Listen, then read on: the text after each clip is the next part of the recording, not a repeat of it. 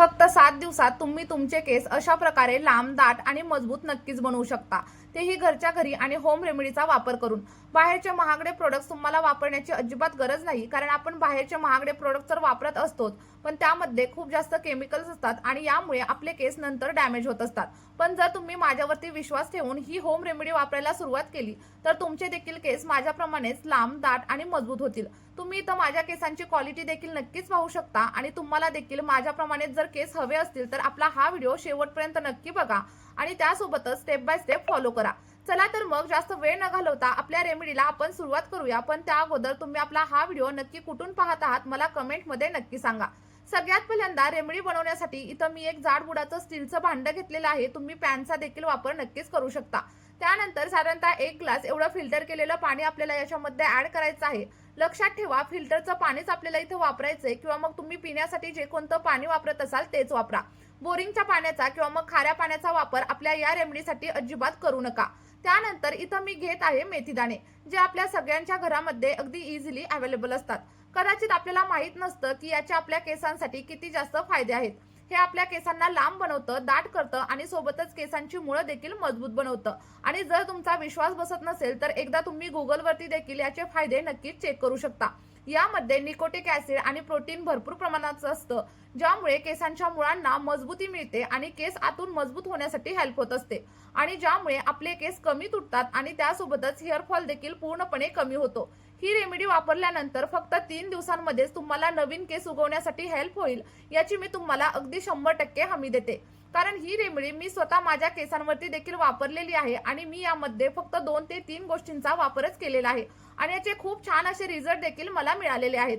त्यामुळे तुम्ही देखील ही रेमेडी नक्की ट्राय करा आणि जेव्हा तुम्ही ही रेमेडी ट्राय कराल तेव्हा तुम्हाला जे काही रिझल्ट भेटतील ते देखील माझ्यासोबत कमेंटमध्ये शेअर करा, जेणेकरून तुमच्यासारख्याच इतर लोकांना देखील विश्वास बसेल की मी सांगितलेली प्रत्येक रेमेडी अगदी 100% फायदेशीर आहे.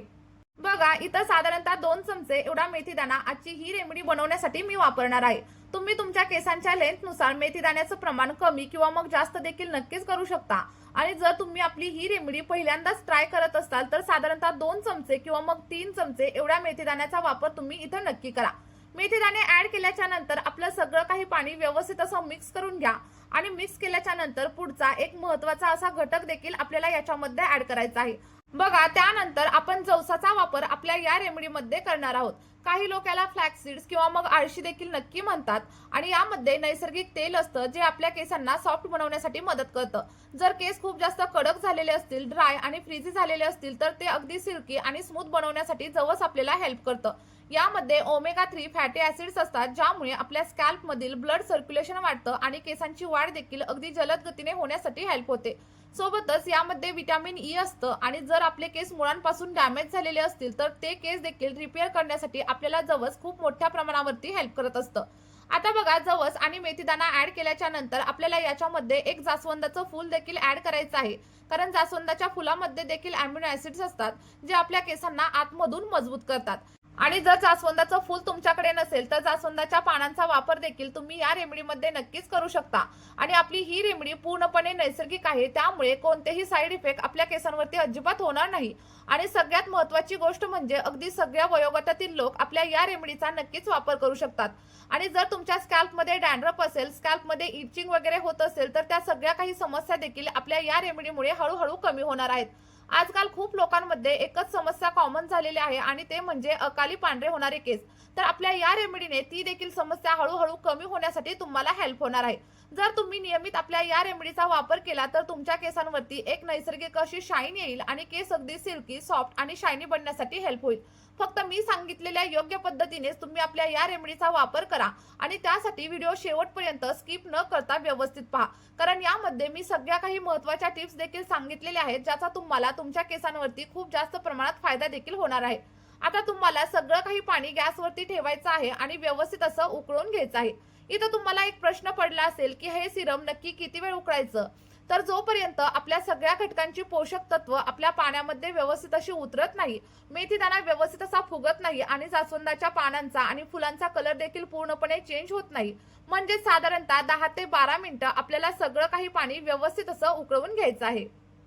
आणि लक्षात ठेवा, पाणी उकळत असताना त्याला मध्ये मध्ये थोडंसं ढवळत राहा, कारण आपण याच्यामध्ये फ्लॅक्स सीड्स म्हणजे जवसाचा वापर केलाय आणि जसं जसं जवस शिजायला लागतं तेव्हा पाणी थोडंसं वरती येतं आणि त्यासाठीच आपल्याला पाणी मध्ये मध्ये थोडंसं हलवत राहायचं आहे. अगदी 5 ते 6 मिनिटं उकळल्याच्या नंतर तुम्हाला इथं पाहायला भेटेल की आपल्या पाण्याचा कलर देखील हळूहळू चेंज होतोय आणि त्यासोबतच आपल्या पाण्यामध्ये एक चिकटसरपणा यायला सुरुवात झालीये. आता बघा, साधारणतः 10 ते 12 मिनिटं पाणी व्यवस्थित असं उकळून झाल्याच्या नंतर आपला मेथीदाणा देखील पूर्णपणे फुगलेला तुम्हाला दिसेल आणि त्यासोबतच जवस आणि जास्वंद देखील व्यवस्थित असं शिजलेलं पाहायला मिळेल. असं झाल्यानंतर आपल्याला गॅसची फ्लेम पूर्णपणे ऑफ करायची आहे आणि आपलं सगळं काही पाणी अगदी 10 ते 15 मिनिटांसाठी आपण थंड करण्यासाठी ठेवत असतो. पण या रेमेडीमध्ये असं अजिबात करायचं नाही, तर गरम असतानाच आपल्याला सगळं काही सिरम व्यवस्थित असं गाळून घ्यायचंय, कारण आपण यामध्ये फ्लॅक्सीडचा वापर केलाय आणि जर आपण हे सिरम थंड करून घेतलं तर ते आपल्याला नंतर अजिबात गाळता वगैरे येणार नाही. त्यामुळे पहिल्यांदा गरम असताना सगळं काही सिरम गाळून घ्या आणि त्यानंतर थंड होण्यासाठी ठेवून द्या आणि थंड झाल्यानंतरच केसांवरती अप्लाय करा, कारण आपण कोणतीही गोष्ट गरम असताना आपल्या केसांवरती अप्लाय करत नाही, यामुळे आपले केस डॅमेज होतात आणि सोबतच आपल्या केसांवरती स्प्लिट एंडची समस्या देखील जाणवायला लागते. आता हे सिरम आपलं इथं रेडी झालेलं आहे, हे असं देखील आपण आपल्या केसांवरती अप्लाय करू शकता. आणि जर तुम्हाला स्प्लिट एंडची समस्या असेल किंवा मग केस खूप जास्त ड्राय असतील, फ्रिझी असतील आणि रफ असतील, तर आपल्याला या सिरम मध्ये साधारणतः 1 ते 2 चमचे एवढा ॲलोवेरा जेलचा देखील नक्कीच वापर करायचा आहे. जर तुमच्याकडे ॲलोवेराचं प्लांट असेल तर तुम्ही प्लांट बेस ॲलोवेराचा देखील यामध्ये वापर करू शकता आणि जर तुमच्याकडे ॲलोवेराचं प्लांट नसेल तर तुम्ही मार्केटमधील ॲलोवेरा जेलचा देखील वापर यामध्ये नक्कीच करू शकता. कारण ॲलोवेरा जेल जेव्हा आपण आपल्या केसांवरती अप्लाय करतो तेव्हा केस अगदी सिल्की, स्मूथ आणि शायनी होण्यासाठी हेल्प होत असते. साधारणतः 1 चमचा एवढा ॲलोवेरा जेल याच्यामध्ये ऍड करा आणि व्यवस्थित असं मिक्स करून घ्या. मिक्स झाल्याच्या नंतर लगेचच हे सिरम केसांवरती अप्लाय करू नका, कारण हे सिरम थोडंसं गरम आहे आणि आपल्याला हे पूर्णपणे थंड करून घ्यायचं आहे. आणि गरम असल्यामुळे सिरम तुम्हाला थोडंसं पातळ दिसत असेल, पण जसं जसं आपलं सिरम थंड होईल तसं तसं हे अगदी घट्ट व्हायला सुरुवात होईल आणि अगदी सिरम सारख्या कन्सिस्टन्सीमध्ये यायला देखील सुरुवात होईल. बघा, आता तुम्हाला प्रश्न पडला असेल की हे केसांवरती नक्की कशा प्रकारे अप्लाय करायचं, किती वेळ ठेवायचं आणि त्यानंतर हेअर वॉश कशा प्रकारे करायचा. तर तुम्हाला ज्या दिवशी हेअर वॉश करायचं असेल तर त्याच्या अगोदर फक्त अर्धा तास तुम्ही हे सिरम आपल्या केसांवरती अप्लाय करा. अप्लाय केल्याच्या नंतर तुम्ही केसांवरती मसाज देखील करू शकता किंवा मग जर नाही केलं तर तसंच देखील नक्कीच ठेवू शकता. आणि अर्ध्या तासानंतर अगदी माइल्ड शॅम्पूने तुम्हाला हेअर वॉश करायचं आहे. लक्षात ठेवा, शॅम्पू डायरेक्टली स्कॅल्पवरती वगैरे अजिबात अप्लाय करू नका, तर थोड्याशा पाण्यामध्ये शॅम्पू पहिल्यांदा डायल्यूट करा आणि त्यानंतरच केसांवरती अप्लाय करा. आणि हे सिरम तुम्ही स्टोअर वगैरे करून ठेवू नका, तर ज्या दिवशी तुम्हाला वापरायचं असेल त्या दिवशी फ्रेश बनवा आणि फ्रेशच केसांवरती अप्लाय करा. आठवड्यामधून फक्त 2 वेळा अप्लाय करा. अगदी 1 ते 2 महिन्यांमध्ये तुमच्या केसांच्या सगळ्या काही समस्या हळूहळू कमी होतील. जर स्प्लिट एंडची समस्या असेल तर ती देखील हळूहळू कमी होण्यासाठी हेल्प होईल. चला तर मग आपली ही रेमेडी तुम्ही नक्की ट्राय करून बघा. तुम्हाला जे काही अनुभव भेटतील ते आपल्या कमेंटमध्ये शेअर करायला अजिबात विसरू नका.